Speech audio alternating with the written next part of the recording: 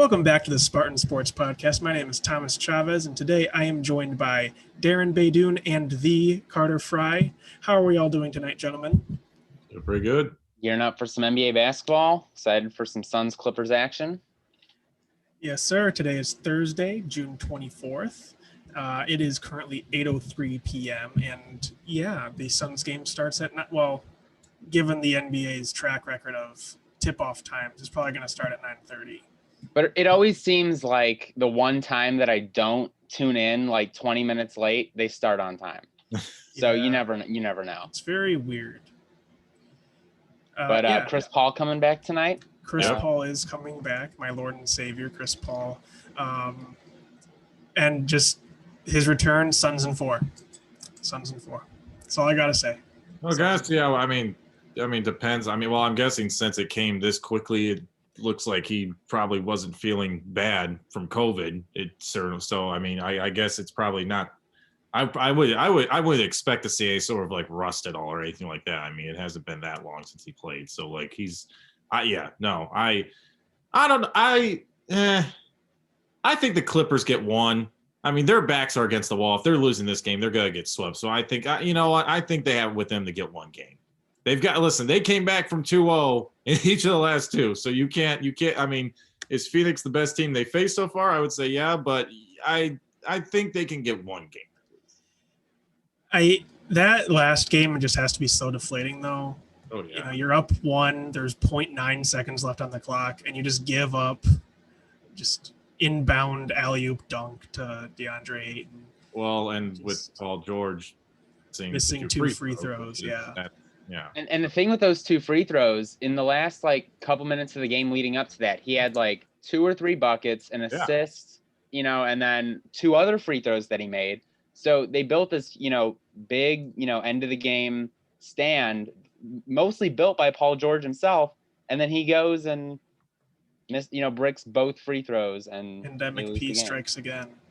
Well, you know what they've been talking about a lot today, and a lot of people in terms of defense have brought up how it could how exhaustion just could played into that. Because if you think about the load he's had to carry he's really been having a really good overall postseason. I mean, I do think he's done a good job this postseason of kind of showing that, he can be, that same impact player in the playoffs, at least in this playoffs. But, he's had to take on such a load since Kawhi got hurt. I mean, he had the performances against the Jazz, to put them to win that series. He obviously had, a big game, and even in the losses, he had a really good game in the first game against the Suns. So it's just the fact that, he's been having to do so much, and it's, in very high octane games where you're giving it your all, not just, on both ends of the floor.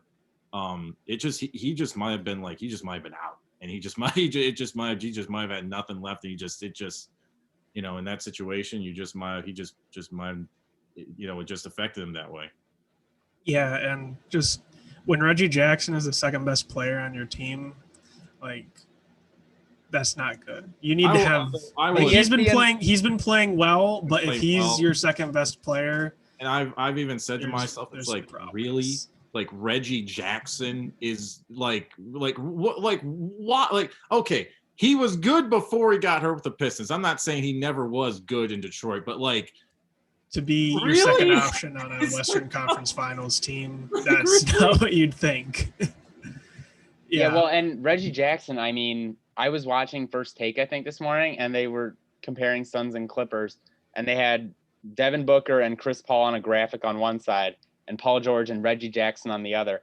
And it stuck out to me so much that he's their number 2 option. But that does go to show that even though Paul George has had a really good postseason, the guys around him have kind of stepped up in a big way. Reggie Jackson's playing out of his mind right now. Luke Kennard had a really big game yesterday. Luke Kennard is always producing. He can always knock down shots. Batum has been a very pleasant surprise, I think, these playoffs. He looks like, Batum of a couple years ago, honestly. So if they can, Clippers are a team that can get hot. They can hit a lot of threes in a very short time span. We saw that Game 6, the Terrence Mann game. He had 39 that game. So any one of these guys, Patrick Beverly having like a little mini renaissance, sort of, in the last. Yeah, knocking down all those corner threes, like you gotta love it. Anyone can score on this Clippers team, so you can always look for an explosion. But if Kawhi Leonard was playing tonight, I would be much more confident in them to win Game 3, just because he is the king of going down 2-0. But especially with Chris Paul coming back, I really don't think it's looking good for the Clippers, and I'm gonna take Suns in 5.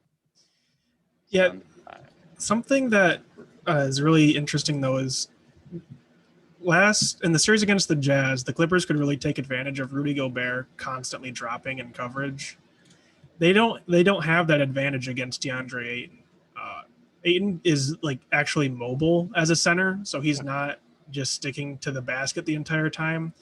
So having Batum be your center is not good, because DeAndre Ayton doesn't really have issues with getting out to the line and, playing defense like outside of the paint. So now the Clippers have to adjust to having an actual center play, because DeAndre Ayton on the other end is bullying them with a small ball center. Oh, and when you get so used to playing without a real center, it seems like they're reaching a point where they are struggling to adjust to playing with one.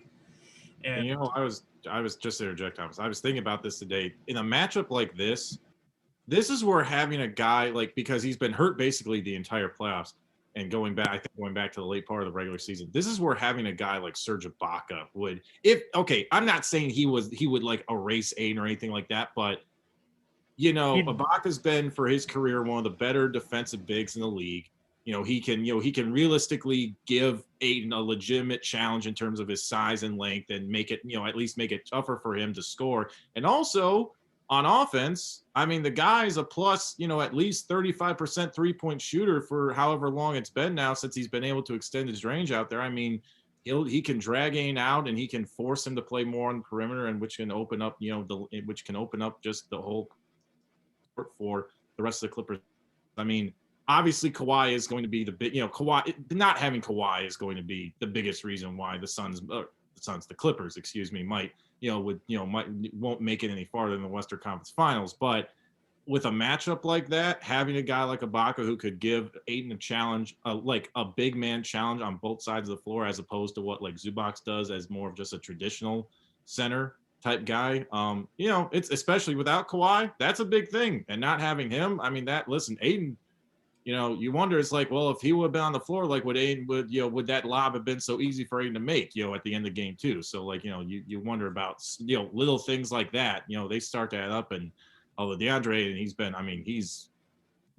I know Luka, everyone would say Luka should have been the number 1 pick in the draft in that year, but hey, there's a reason why Aiden went number 1, and he's quick, he's been showing that throughout this postseason. So, he's just, at this point, he's going to get hit. Yeah, and one more thing about the last game.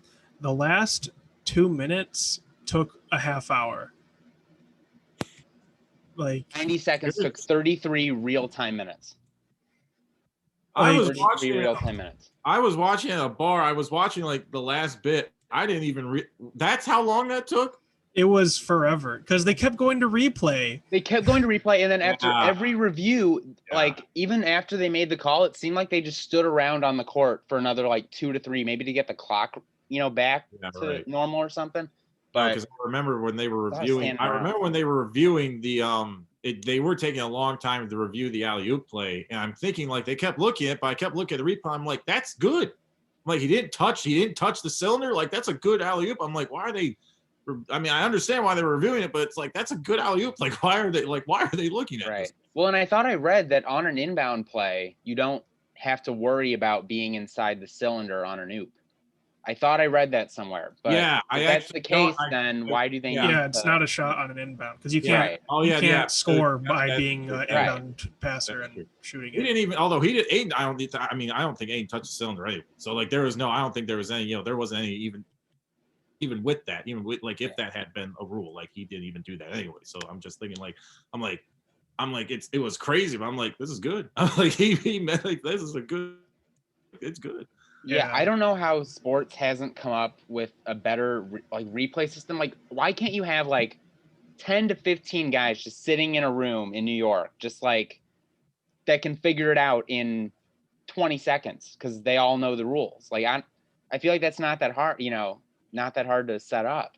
Well, I think you don't even need 10. You don't even get like need 5. Like, that much replay is my thing. Just stop stopping the game all the time. No, but I mean, let coaches challenge. Right. When it's something like a last second shot, you obviously want to review it to make sure he got it off in time and there wasn't any foul. But, they had, a Beverly flopped and sold that whole forearm to the face that Booker gave him. They didn't even call anything on the play, but Beverly fell down and they stopped play, even though usually they'll let it keep going until the next dead ball, or even if LA gets a rebound or something.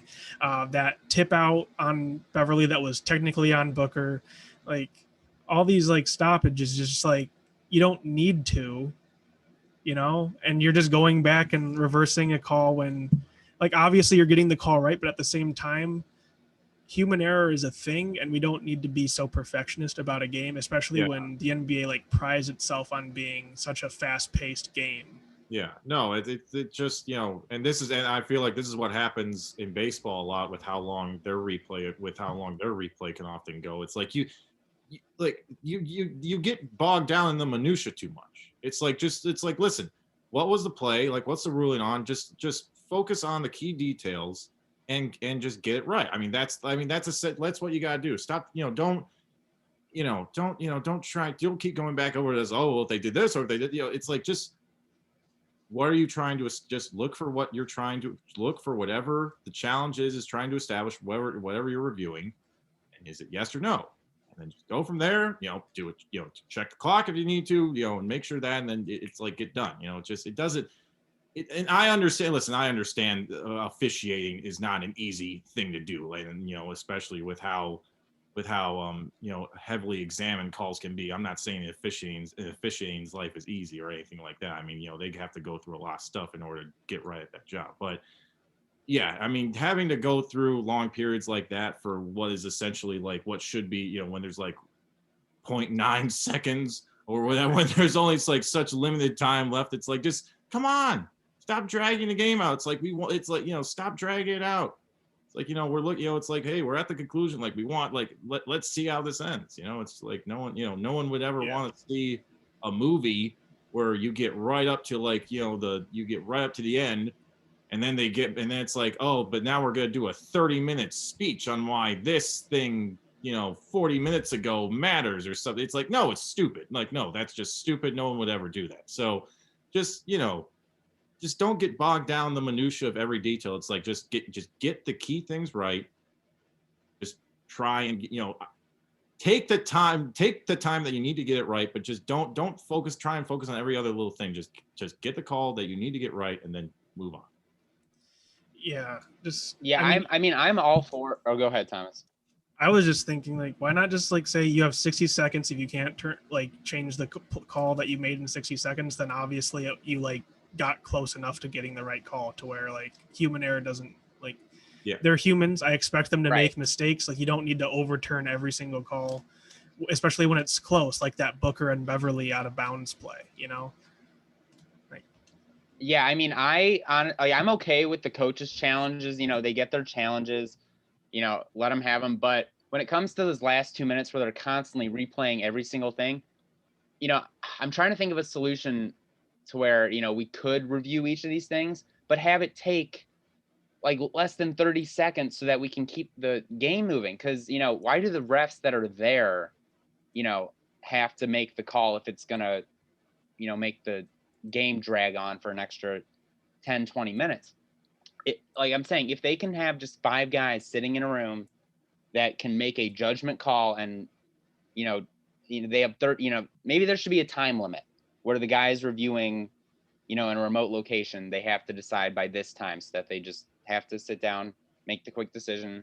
And if they can't make the quick decision, that probably means they're not that familiar with the rules and probably shouldn't necessarily be, an NBA official. So, the NBA definitely needs to figure out a way to change this in the last 2 minutes, because it's definitely bogging down the pace. But I really think there is a way that they can still review most last minute calls, especially if it's a close inbound play that's going to determine, the outcome of the game. That, if they got it wrong, then you have guys after the game going, if we'd only gotten that call at the end, it would have been our ball and we would have won the game. So you're going to have a lot of what ifs, if you start reviewing plays less, and that's obviously going to come with any sport. But yeah, I'm just hoping the NBA can figure out a way to, get things right, but also keep moving the game forward. Yeah. No, it's just because you need to. I mean, if it's a judgment call, obviously, because especially in the playoffs and high stakes situations like this, you don't want the narrative coming out of the game to be that, oh, the refs screwed this up, or this is like, oh my God, like how could they possibly have screwed up this play in such an important time? You don't want that to be the conversation. You never want that to be the conversation in any whatever sport it is, basketball, whatever. So I get it. And I guess, like, if you have to choose, it's like, if you have to choose, like, yes, I want the call to be right. And it's not that I don't want them to take the time to make sure that the call is right, but don't, it's become excessive. Yeah. Don't be excessive. Like, if, like the thing is that they do in the NFL, if a coach challenges, but if the call, like, if there's not enough evidence to overturn, it's like the call stands. It's like, all right, that's fine. Like, it just means that, if they make a call and there's just not enough evidence to overturn it, all right, then it stands. And it's like, there's got to be people that may think otherwise, but that can happen. But if it's not something, it's different. It doesn't mean, like, obviously, if it's not obvious or anything like that, but like, there's nothing wrong with just saying, like, listen, we can't determine if there is any other evidence that would change the call. So, like, we're going to keep the call there. That's the explanation. That's stuff, for that kind of situation. On a brighter side, this is the first time in 11 games that a team with Chris Paul on the roster has won with Scott Foster refereeing. Wow. Yeah. I'm guessing that dates back to the Houston Rockets 2018 series. Honestly, it might date back further. Probably. Chris Paul wasn't playing in that. Chris Paul was not playing in that game, though, so that could also be a big thing. He does, he's like, oh well, Paul's not, obviously probably not a conspiracy, but like, always like, oh, he's not playing. Oh, okay, well, if he's not playing, I might have a go a little more. The NBA should have like an end of year official voting thing where like they all vote on one official to get out of the league, and if a certain official gets like enough votes from the players, they're kicked out. That'd be and really I would funny. guarantee that Scott Foster would be one of the first to go. Maybe. Hopefully not Tony Brothers. That guy has a cool name. Oh yeah. I mean, Chris Paul is the VP of the Players Association, so I'm sure he'd have a lot of pull with potentially trying to make that happen. If that was, yeah. Yeah.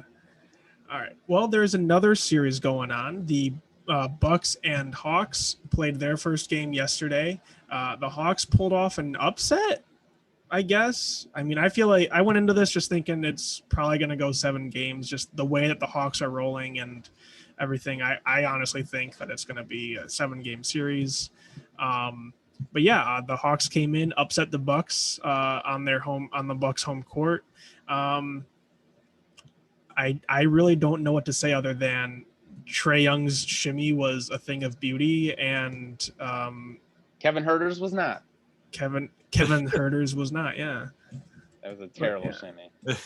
Uh, you guys saw that. Trae Young's got to show him some shimmy moves because he don't got it. Yeah, well, the original is always the best anyway. So for most things, I don't even know if I would call an upset at this point because listen, the Hawks they did this against the Knicks, they did this against the Sixers. They find a way to make it a series right away because they get home team advantage back by winning the game on the road. And I will say this, with a win like this where Trae Young just absolutely against a team with good defenders with guys like Giannis and Drew Holiday and other guys like and among others, PJ Tucker, Chris Middleton, all those guys. Trae Young going off like this, still being able to get enough support from John Collins, Clint Capella, their other shooters. I'm just gonna say this right now. The Atlanta Hawks there is no reason to think that at this point that they cannot win the NBA championship. I don't believe why. Why could you say you couldn't say, well, yeah, they They already beat the number 1 seed in the Eastern Conference in Philadelphia. Even though, and you can argue about, well, how flawed they are now looking back at how flawed they really were looking back at that series, but they beat them. No one thought the Sixers were going, no one thought the Sixers, no serious person was probably going to ever pick the Sixers to lose to the Hawks in that series. So to me, I mean, this is just, especially now that since, you can argue that with Brooklyn, maybe that would be a different matchup, but with the Bucks, I mean, I don't think it's not out of the question that the Bucks are going to beat the Hawks. They have flaws too. I mean, trust me. We just, on the last week we were talking about the questions that we had with Giannis in terms of whether he could step up and lead the Bucks to a big time series win, which he did do against the Nets. But I mean, the Hawks are again fully healthy. Trae Young is basically taking is taking the torch in terms of being the next great point guard potentially. It looks like, I mean, the guy he's been unbelievable. He's been completely unbelievable, especially for a player of his size to just dominate the way he has. It's just remarkable to watch. And I mean, there's no team you can argue, you can say you may like a team more than any other of the last 4 teams that are still alive right now in the playoffs. But I don't think there's any reason not to think that the Hawks don't have as good of a shot at this as whether it be the Bucks, the Suns, or the Clippers, because they play that well. And so, I mean, to me, they really with Trae Young playing like this, they have as good a shot. They have as good of a shot as any of the other 3 teams, as the other 4 teams left. Yeah, I honestly think that this is the first time in a while that all 4 teams in the conference finals, you can have a legitimate argument that they could win it all. The Clippers probably have the weakest one just because they're without Kawhi. Yeah. But even so, like, they've shown that they can be resilient in the playoffs without him. So yeah, this is the first time in a while that I think all 4 teams, have a legitimate they could make a push for it. I think for the Hawks, just with how well they're playing, I know that Bogdanovich is out, and so they've had Herter step up. They've had Solomon Hill even playing. Yeah, he had 20 minutes last night. Yeah. He'll foul you. He'll give you some tough minutes there. It's all these teams with injuries are like Clippers, Hawks, they're having guys step up, and so if guys are going to do that, then you're not out of it. But yeah, I mean, I don't think the Hawks are going to win it all. I wouldn't put money on that, though, just because of how well they're playing. Like, I'm not going to argue against them. If someone said, yeah, they're going to win, I'm not going to tell them they're completely wrong. That just with how well every team is playing, it'll be interesting to see how everything shakes out, because every team has been competitive but like even the Clippers have been competitive in their series, even though they're down 2-0. Yeah. So like every team has been, in it at least. Like they wouldn't be they still wouldn't be my favorite. Like my favorite overall right now is the Suns, especially now with Paul coming back. But I think like he's playing the way he's playing right now, and I'll bring this up because of this. There's some size comparisons too. This reminds me, not that Atlanta is not their supporting cast is a lot better than Philadelphia's was with AI, but this reminds me a lot of like when Allen Iverson took the 76ers to the finals back in 2000, like against the Lakers, where he just was individually put on so many great performances and was just able to lift that team, into the finals. And, granted, Trae Young does have more help. Even, Bogdanovich, he had good performances before he got hurt. Obviously, John Collins is showing his, is showing his ability, and with Clint Capella and stuff. So not that he doesn't have any help, but again, dropping 48 and 11 in the first game, his performances against the 76ers, it's just like he is just so he really is playing, at least in the playoffs right now, he is playing at a superstar level. Like he is playing like there should be no doubt about that. Like he is like, people have to realize like this guy is here. Like he's only 22 years old, but you know what? They're doing it right now. And I mean, he's just balling. And when you have a guy playing like that, it's just that I will not be like, it won't shock me if the Hawks really do get there, because, they're here right now. And you can say like, oh, well, they're too young or they're too inexperienced. Like, well, you know what? It doesn't matter. because they're in the moment right now. They are playing about as well, they're playing as well as, the most experienced veteran team possibly could. So, exactly. I mean, the Hawks are saying, or everyone's telling the Hawks, oh, you're too young, wait a couple of years, you're, maybe a playoff team now, but you'll never make the finals. They're just saying, we don't care. I mean, on paper, you look at the Bucks and the Hawks. The Bucks, looking at their stats, from the regular season, just the names on their roster, you think the Bucks are the major, favorite here, but the Hawks, Trae Young said it the other day, they're dangerous right now. They are playing their hearts out more than anyone else in the playoffs, I think, right now. And I was going back and forth with this guy on Twitter the other day, and he was comparing this Hawks team to the Miami Heat team in the bubble last year. But I wasn't really seeing any comparisons, or I didn't really see it that well. And I was trying to think of a different team to compare this team to. Comparison I think he maybe doing well in the playoffs. Of it, possibly like the randomness of it seems like, because like no one expected the Heat to make that run last year. No one expected the Hawks. Right. So just maybe like the randomness of just a team coming out of like almost nowhere to like just make a run like this sort of. And that's the point the guy was making. But I didn't really see it. But now that you said the Allen Iverson and the, what was that, 99 or the? It was like 2000 Sixers. That is a perfect comparison. I definitely feel similarly, even though, obviously Trae Young's putting on a hell of a performance, but I don't know if I'm ready to say he's AI's level yet. Well, I'm not saying he's on AI's level. I'm just saying like his. And exactly. It's a star like taking the reins and leading his team. Taking the reins, just saying like I will do what I'm like. I don't care what people think of me. I don't care whether they think we're not ready yet. I don't care what they think of me in terms of like, people can talk about his, not being, obviously his size, not letting him be a good defender and, how he hunts for fouls or something like that. He's like, I don't care.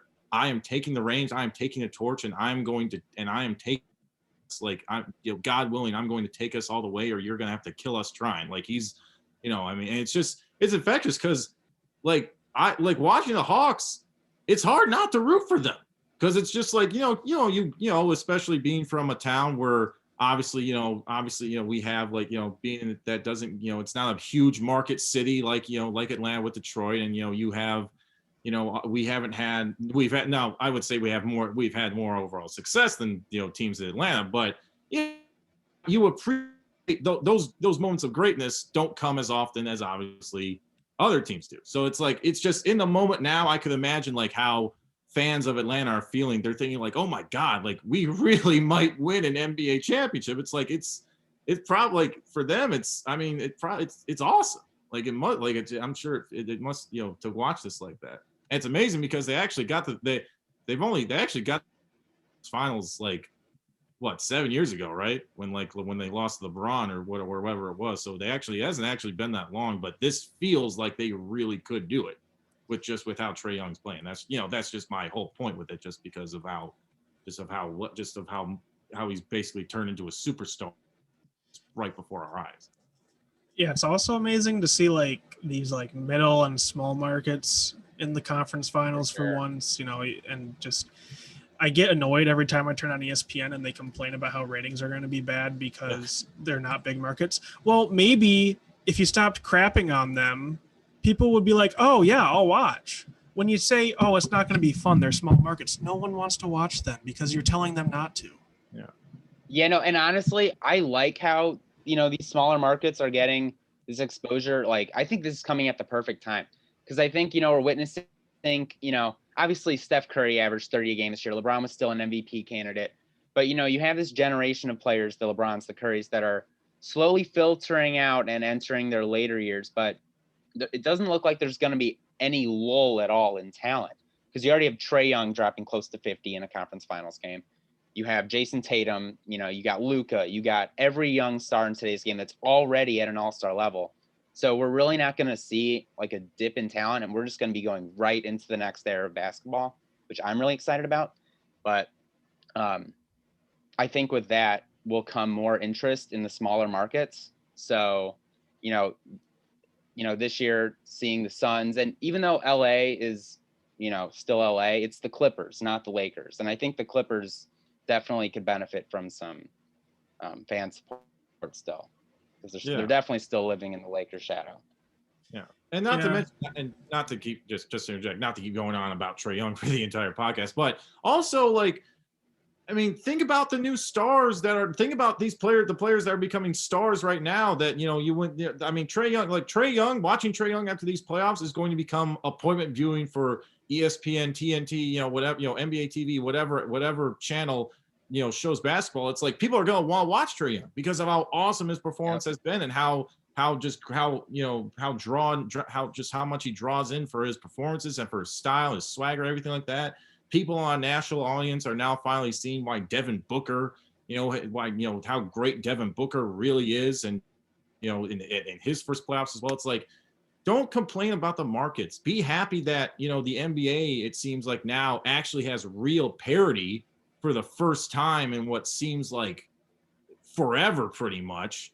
And you have new stars popping up and making a big deal. And you have there's still established names. You still have the Chris Pauls of the world. You still have the Giannis's. You still have Paul. You still have big name, veteran guys. But appreciate seeing these young guys like coming up and saying like, hey, we're here. Like we deserve to be here. It doesn't matter if we don't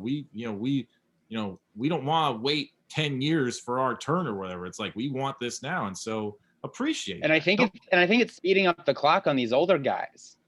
Now that you're saying it, because now they're seeing, oh shoot, they're at our level already. We gotta, if I want to win another championship, it's go time.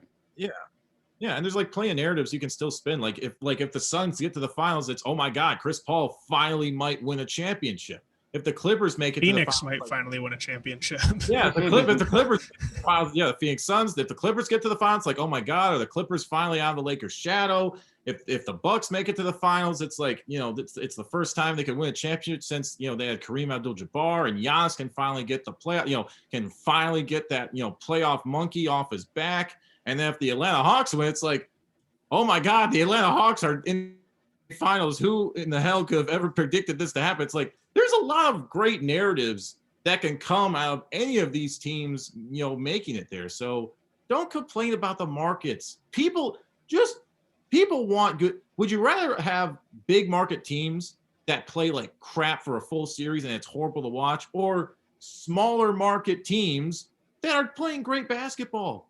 Because last night's game was great. It was back and forth. It was high stakes. The two games with the Clippers and the Suns have been close as hell and have been great. It's like these are great games, full and with teams that have a lot of really good players. It's great basketball. Just enjoy that. Don't complain about the markets. Just enjoy the fact that these are all good teams. They're all worthy teams that deserve that they are all worthy of being here. Like they've earned the right to be here. Just celebrate that. No, and I like how these younger guys are being spread out across the small markets. It's not like they're being totally attracted to just the big cities. I mean, LaMelo just got arrived in Charlotte. He'll be fun to watch down there for a while. When you have these younger guys spread out across the small markets, it's going to attract more, guys who want to come to the small markets, especially if you can turn them into a good team.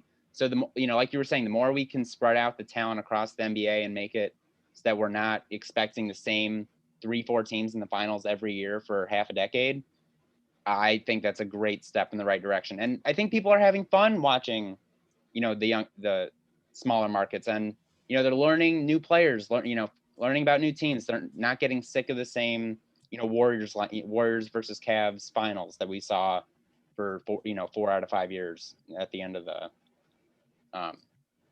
last decade. So, it's great to see right now. No, and it shows that, you don't have to go, you don't have to go to LA and join a super team. You don't have to go to New York. You don't have to go to, whatever. You don't have to go to a huge market destination. It's like, you can win, you can win. Like if you guys like, it may seem random what the Hawks are doing. It may have seemed random what the Heat did last year in the bowl, but at the same time, it's like, listen, if the opportunity is there, if you got a squad of guys around you where it's like, if you have all the right ingredients that you're able to put together, it's like you can do it, and you don't need to have necessarily a team full of all-stars to do it. Like look at what the 04 Pistons did, unheralded guys Chauncey Billups, Rip Hamilton, Ben Wallace, Trey Wallace, all that, and they go in the finals and they beat one of the most, even to this day, talent-wise, one of the most loaded teams on paper when you talk about Shaq, Kobe, Gary Payton, Karl Malone, and everything like that. It's like they did. And they deserved it. They were the better team. It's just like it's happened before. Like you don't need to, like, if you're committed, if you're as an organization, if you're able to build your team the right way, you can do it. Like you can win a championship. You don't have to be in LA. You don't have to be in New York. You don't have to be in any other, you don't have to form a super team. It's like, if you guys have the right ingredients and you can just get on a hot run, anything's possible. Yeah, I mean, I think this would be up there with, 2000 Sixers, 99 Knicks as one of the most improbable finals runs of all time. Even if they don't win it all, if they make it to the finals, it's going to be top 5 to 10, like most unexpected team to make it, I think. They'll be up there. Probably that. They'll be up there. Yeah. I mean, everyone was expecting Nets and Lakers, so here we are. Yep. Neither of them are even in the conference finals. Nope. But moving forward, pushing the NBA playoffs on the back burner for a sec, the lottery was 2 days ago, and that was great for me. Congratulations. That's great for me. Hey, you know what? It's I know we don't do hockey a lot. We don't talk about hockey a lot, but like with how bad the Red Wings have been, and with how in the last couple of years they have just continuously got screwed over in the lottery. They have never have not been able to get a number 1 pick or even like a number 2 pick or anything like that, and they always end up falling lower than people think. It's like it's so easy to think like, we're gonna end up with like the 6th pick, thinking like that. I'm thinking like just get in the top 4. Just get one of those top 4 guys. And then we did. It's like, okay, we did that. And then they did get the number 1. And I'm just like I was like, it's about damn time that we finally get a freaking break and we can finally we're able to finally like, hey man, Kate Cunningham, pretty much welcome to Detroit, man. So, I mean, I know it's exciting. It's exciting because it's just like the Pistons have been a team that's, they've either been, they haven't been bad enough to ever really have a great chance for a high pick, or they've been, or they've like tried to contend for an 8 seed, so they don't end up being in the lottery or whatever it is. But like, it's exciting. It's exciting to finally see as a Detroit fan. It's like, yeah, we got the number 1 pick, and we got a lot of other good young guys. So it's like, it's actually like, there's like a light now at the end of the tunnel. It seems like, to where they could actually like, they could turn this thing around a lot quicker than maybe people thought they could. Yeah, this is the first time the Pistons have moved up in the lottery since 2003 when they took Darko. It's the first time in their history that they moved up with their own pick, and it's the first time they've had the number 1 pick since they took Bob Lanier in the 70s. So just things are coming around. Troy Weaver has executed a rebuild perfectly. I mean, the Pistons are probably going to be competing for a play-in spot next year, just with further development of their young guys and having the top prospect, probably rookie. I mean, he's going to be the rookie of the year favorite. Cunningham will be. So it's not a done deal though that they're taking Cunningham. I heard they're looking at a total of 5 guys, which I think is a healthy number, but I think it's going to be a similar situation to last year when Wiseman was like, yeah, he's like most likely going to go to the Warriors, but there's always that small chance that they trade the pick or take LaMelo. So you never know. Something could, Cade could get injured. There's a lot of time before the draft. I mean, there was a lot of talk how much they liked Evan Mobley a lot. And not that wouldn't be, I mean, Mobley, he could end up being a really good player, but I think that now that they have the number 1 pick, it's like, they're probably, Troy Weaver's like, oh wow, we actually really did get the number 1 pick. It's like, well, it's he even talked about like, before like looking at, obviously now we have the chance to add a high caliber wing, because like, Kate Cunningham, that's a great thing. He's 6'8", 230. Like, you could put him, he could play 1 through 4 realistically. 1 through 5 if the lineup presents itself. Yeah, maybe not. I don't know. I don't know. The Hornets play Miles Bridges at center sometimes. I mean, you could put Cade Cunningham on Bridges. Yeah, no. I mean, I know. Like, he doesn't need to be. And actually, that really probably is what, like, just going on the Pistons tangent for a second. That's probably what makes the fit with Killian really, I don't think, a big deal, because he doesn't need to have the ball in his hands all the time. Like, it probably works out because Killian at this point, he's not, obviously his shooting has been, was going into the draft last year, his shooting, was a concern. He doesn't need to be like, he can be the lead ball handler. And listen, Cade, have him be the scoring guard, have him be that guy, because he showed he shot 40% from 3 at Oklahoma State last year. He can score, he can be a high volume scorer. Like, he can be the off guard guy that, is the lead scorer and lets Killian kind of direct, do more of just be a natural point guard and direct the action. That probably would be a more better fit for Killian, if anything, and just let Cade just let him be a scorer and do that. And then you got Sadiq Bey, who's showed really well last year as a 3-and-D guy. At least you have Isaiah Stewart, who I think surprised a lot of people with how good he played overall last year.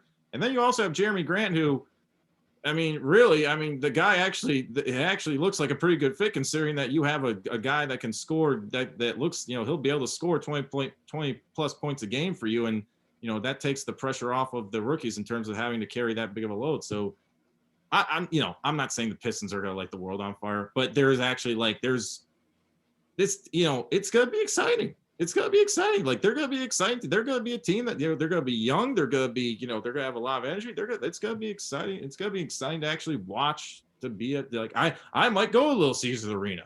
And I don't think I have gone to Little Caesars Arena for a basketball game yet. So it's like, I might actually go to a game next year, see Cade Cunningham, see how well he is. Because it's like, I might actually have an insight now. Yeah, I would always go to at least one just to watch, but they weren't good. So I was like, okay. Yeah.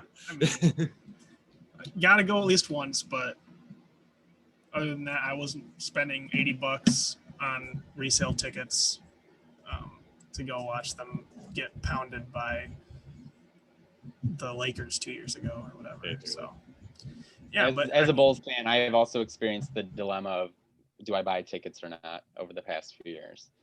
Because watching a Bulls, I remember I got offered tickets to, it was Bulls Knicks last game of the season, completely meaningless game for both teams, by far the worst in-person basketball game I've ever watched, and I regret going.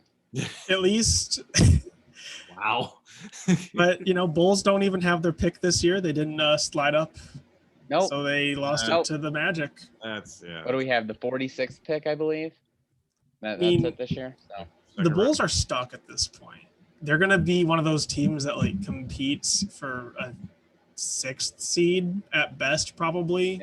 Because man, if we had moved up this year, that would have really been a big break for us, and that really would have jump started some stuff. But now we're in a weird spot where the Vucevic thing didn't totally work out last season, and we're just kind of holding on, hoping that he's gonna, figure out the chemistry in the offense by next year. But I have a feeling Arturas Karsinovas is not going to be shy in free agency this summer. I think the Bulls are going to be. I think the Bulls are going to pick up. Do they got money to spend?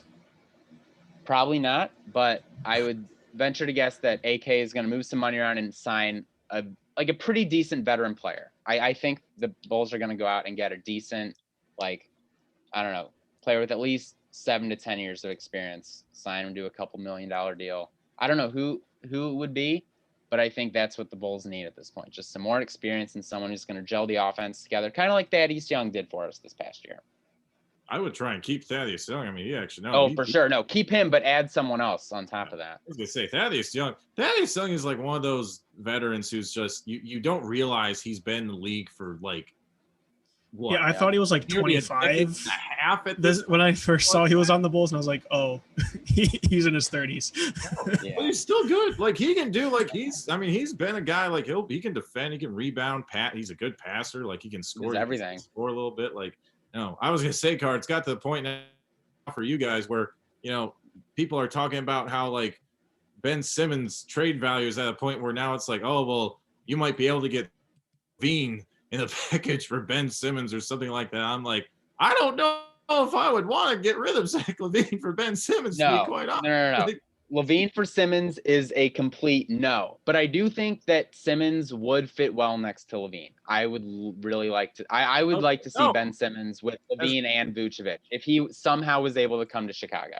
But I would not in any Ben way, Simmons ever, has to be a ever, four going forward. for sure. He has to No, play he has power to be a forward. Ben Simmons has to be a 5. If he does not improve his shooting, then I think he needs to be a small ball 5, because you can't have him be the natural point guard if he doesn't take shots. Like, you have to do that, man. You can't just pass the ball. Like, okay, yes, Even Draymond shoots. He doesn't make them, but at least he shoots. No, Ben Simmons definitely has something up here.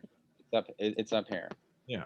I mean, I do think he needs a change of scenery, but yeah, no, I mean, he's got to shoot, like, not to go on a Ben Simmons tangent, but yeah, no, if he doesn't shoot, then listen, be a small ball 5 with good ball handling skills, and you can just focus on being the paint, because then that'll be just that'll be just a more natural role. Like, if you want to be a point guard, then you gotta up your game, man. Then you have to. And I don't think you can be a point guard and not be able to even, like, at least be able to make a mid-range shot. You can struggle from 3, but you have to be able to do something besides attack the rim. Yeah, you have to be a threat. Be even a guard, you have to be able to do that. Yeah. You have to be aggressive. Like, you can't, like, okay, fine, if you can't shoot, but you know what? Be aggressive. Like, you're 6'10", you're huge. Like, you can get I've watched you play. You can get into the lane whenever you want. Like, like, be aggressive and force the issue, like, in the paint when you can. Like, don't shy away from it. But yeah. I mean, God, we could do a whole podcast on, why, how Ben Simmons needs to, all that kind of stuff. All right. Well, before we get going, because we are running a little short on time, you guys wanted to talk about the MLB and their sticky substance policies. So I will give you two the floor, because I am not well versed in Major League Baseball. So take the next couple minutes, and I will just sit here and listen. Well, I mean, obviously, if you've been, watching any baseball over the past week, you probably noticed all the, substance checks, checking for the spider tack and all that other stuff. Because, Sports Illustrated came out with that article last week about how, and they confirmed all the phone numbers and stuff, but they uncovered these text messages between this guy that was getting spider tack, one of these sticky substances that's been giving pitchers over the past few years more control on the ball. He was getting stuff out to Scherzer, Garrett Cole, notably. And they've been cracking down on it, checking pitchers multiple times a game, and it's definitely gotten out of hand. We were talking earlier about the NBA and how the slowdowns at the end of games have been definitely ruining the fan experience. And this, although we've gotten some good, little clips and moments out of it, the over dramatic reactions, the unbuckling of the belts, you saw Max Scherzer getting, kind of scolded at by the ump the other day. But yeah, Darren, what do you think about all these slowdowns and the, having to check all the time, and managers, telling the umps to go check the other side? Well, the biggest thing is that the biggest mistake that Major League Baseball did, and listen, I mean, obviously you don't want, like, it's gotten to the point where, pitchers, they use rosin bags for a reason. Like, you get a better grip on the ball, make sure it's in control.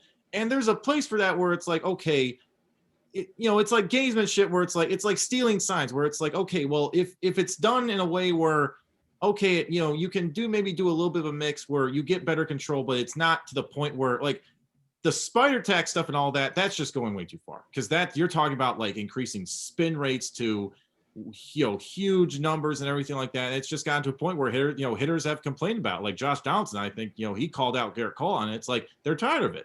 And you understand it, because offenses, like, batting average and strikeout rates, they're they had been as high as they'd ever been, and it's getting to a point where the game just feels like pitching has been so dominant in the game. And so I understand why MLB wants to get rid of it and wants to address it, but you then have to realize that, and it started with listening to what Tyler Glasnow had to say once he got injured, and talking about how, guys have had these routines for their whole careers using the stuff that they do. And not all of them may use the spider tack, but they may use other things to get control on the ball that isn't like as outlandish, or could be more, is more like, could be more accepting or something like that. That's not trying to necessarily like cheat, but you're just you just want to have a better grip, and you just want to have control of the ball. So I think this is something where, and Rob Manfred could talk about how much of a success it is, but I think that this is something that the Major League Baseball should have done going into next season, giving pitchers times for a whole off season to adjust, figure out, what routine they want to have for, how to grip the ball, the legal ways they can get a better grip and things like that. Because now, granted, the offensive numbers are up after they said, once they said when the checks were going to happen, but at the same time, you're going to have this whole thing where like Joe Girardi with him checking, checking Scherzer one time, okay, fine, whatever. He checked him 3 times. He was clearly trying to disrupt his rhythm, for sure. Yes, he and granted, the league did say that there would be punishments for managers who do try to abuse that right to challenge, to try and say, like, interrupt the flow of the game or get a pitcher off his game or something like that. So they have accounted for that, but no one wants to go to, especially if you're a family with your kids.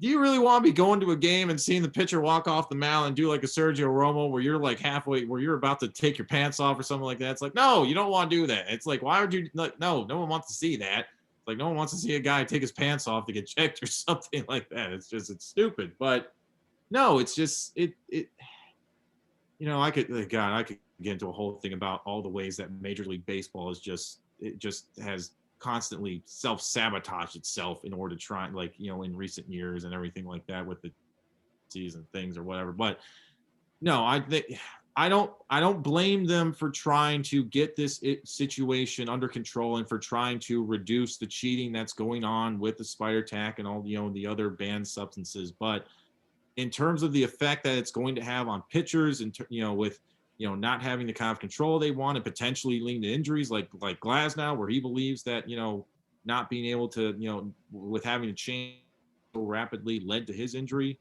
I think it's just something they should have left over for after the season. It's like, all right, fine, we'll get through this one season. All right, we'll just, we'll get through this season, and then we'll make sure it's like, we'll go through everything we need to go through, and we'll give you guys time to adjust. And then going forward, we'll be good. Now it's just like, it's just gonna be like, it's almost like the Wild Wild West, where it's like, well, guys are gonna be getting upset, and we're gonna have a bunch of outbursts like there was with Scherzer, and guys are gonna be getting upset about it, and it's just gonna take, more attention off of the actual playing of the game, which should be the most important thing. But yeah, so I just don't think baseball ended up handling this the best in the best way at all. And I don't want cheating to be going, because yes, it is cheating. Like, I don't want cheating to be going on, but there was a better way to handle this, and there was a better way to handle it. There was a more organized way where all sides involved came out feeling fine and being like, okay, pitchers, like MLB could have got what they wanted with pitchers not using those substances, and pitchers could have at least had the time to make whatever adjustments they needed. And now everyone's upset. And they're all like, pitchers are upset, everyone's upset about it. It's just like, my God, like, can the MLB just make one, like, actually, good decision in trying to just like get this all taken care of? So like, I know I kind of went, like, that was a big tangent I just went on, but like, yeah, that's how, like, I just think they could have handled it. Should have probably been something they looked to do after the season was over. Yeah, no, I completely agree with that sentiment of it.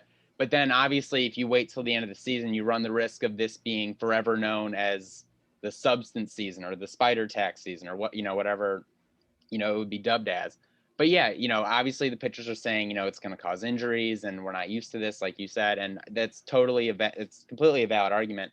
But I think the cheating does need to come first. So I do agree that they needed to intervene somehow. But man, this checking like all the time it's for sure excessive, and coaches are, going to be using it to their advantage. Because even if every time that I would say probably 60+% of the time when a coach goes out to check a guy for substance, it's probably going to have at least something, a little something to do with trying to throw him off in the moment. Like, they're not going to be sending him out there all the time just for no reason. They're going to be picking and choosing the times in which they want to get the opposing pitcher interrupted very carefully. Yeah. So, yeah, they needed to step in. Since they have stepped in, spin rates have been insanely low, across the league, and certain pitchers have seen, looked a little bit more guilty than others. Garrett Cole, he's been kind of in the forefront of all of this, but with the press conference. Oh, the press conference. That was one of the worst press conference performances he could have given. Like, I don't even know if I call it bad. It's just like he just looked at it, he was like he didn't know what he was saying. And he thought himself, he was in such a big lie. He's like, I can't lie, but I can't tell the truth. It's like, I can't. He's like, I did use it, but I didn't know how to answer that question. I did. Like, you don't know what he's saying. But, he hasn't been pitching absolutely terribly, but he's definitely not on the top of his game, and his spin rate has been down big time. But for guys like the thing about Cole is that, I mean, you can certainly say that it's helped him, but at the same time, like, you talk about guys like Cole, Scherzer, stuff like that. Those guys are still like, I have a hard time believing that, that stuff is, I mean, those guys have been like, especially for a guy like Scherzer, he has been so good for so long. I mean, we're talking about, like, with Scherzer, we're talking about a guy that's won 3 Cy Youngs. It's like, give the man some respect from, give some man a little bit, some respect from that. It's like, this is not a guy like it, as big of a scandal as this, as big of an issue as this has been, we're not talking about these guys taking steroids. All right. That would be, that's like that to me, as much of an issue as the spider tax stuff could be, like steroids and everything like that. That to me is is on a much more serious, like, higher plane, because that is like, that's like, it's still, yes, spider tag is cheating, but I feel like doing like steroids or something like that is something where it's like, that really, like, that's, that's the integrity of the game and everything like that. I mean, I just, that to me is just a bigger issue, but yeah, no, I don't. Yeah, no, that's a different line. I think the whole it's a different line, but like, yeah, I think, pitchers, they just have to adjust, and we hope that, no one gets hurt from it. Obviously, you hope that, not having as much control doesn't lead to, like, players getting hit more often or anything like that. Like, you don't want it to happen, but it's going to be interesting to see, because it's probably going to happen. It's going to be interesting to see who gets caught first, because someone probably will, even though Scherzer said after the game, he's like, I'd be a fool to still have anything. It's like, someone's going to try. There's no way we make it to the end of the season without someone getting caught. Yeah, so it's gonna be interesting. I wonder what the over/under odds on it being, like, having it be like maybe like an all-star guy or something like that, where it's like somewhere it's like, what are you thinking? Why would you have this on you, like, at this right time? And my last thing that I'm just gonna throw in, if you're looking for a different stat than spin rate to, like, see a major difference in pitching, since the crackdown, in the week before the crackdown, there were 12,656 plate appearances across the league. And then in the week after the crackdown, there were 12,726 plate appearances across the league. So pretty much the same number. There were 125 players hit by pitches in the week leading up to the hammer. And in the week after the hammer, there were 162 players hit by pitches. So, but, not being able to control the ball as well, you're obviously, risking the injury of the guy throwing, but you're also hitting the batters a lot more too if you're not getting the same control that you had before. Yeah. So, but then also batters are hitting those mistakes more often. I mean, because I think batting averages are up ever since that too. So it's just like, there is a causation, like there is a cause and effect going on, but at the same time, it's like, it just, overall, it just could have been handled a lot better. For sure. All right. Well, that is all the time we have for everyone today. Friendly reminder, we are on the road to 1 million subscribers, and come NFL season, we are all voting Ryan Fitzpatrick into the Pro Bowl. He needs to have his Hall of Fame eligibility before he retires, because this could be his last season. Everybody on board. Imagine if, everybody imagine on board. Imagine if he gets like 5 votes and they're all from us. And like that's the it's like That was us. That was us. That was us. We believed in you. We believed. Yeah. Well, thank you all so much for watching. Be sure to like, comment, subscribe. We will be back next Thursday with another episode. See ya.